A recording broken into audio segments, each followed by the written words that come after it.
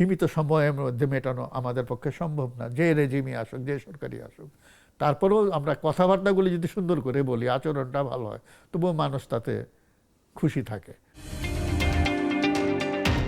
যদি এই 6 মাসে সফল হতে হয়, কোন জায়গাতে আসলে তাদের বেশি মনোযোগী হওয়া উচিত?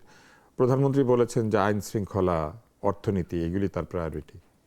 এগুলো তো আছে, এগুলো তো রুটিন ওয়ার্ক, কিন্তু তারপরে সবচাইতে বড় জিনিস আমার কাছে যেটা মনে হয় সেটা হচ্ছে রাজনৈতিক শিষ্টাচার, যেটা আমরা হারিয়ে ফেলেছি পুরোপুরি।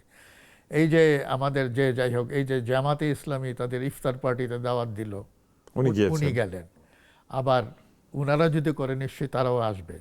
তা আমার মনে হয় যে ওই যে রাজনৈতিক ভিন্নমতের কারণে মুখ দেখা থেকে বন্ধ হয়ে যাওয়া এবং কলতলার ঝগড়া করা, সংসদ অধিবেশন যখন শুরু হবে এই 12ই মার্চ সম্ভবত, তারপরে আমরা দেখব সংসদ অধিবেশনগুলি কীভাবে চলে।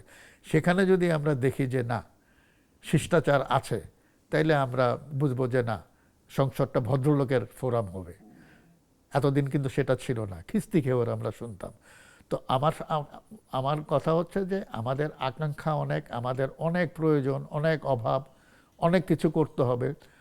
সব কিছু মেটানোর মতন সম্পদ, যথেষ্ট সম্পদ সীমিত সময়ের মধ্যে মেটানো আমাদের পক্ষে সম্ভব না, যে রেজিমই আসুক, যে সরকারি আসুক। তারপরেও আমরা কথাবার্তাগুলি যদি সুন্দর করে বলি, আচরণটা ভালো হয়, তবুও মানুষ তাতে খুশি থাকে।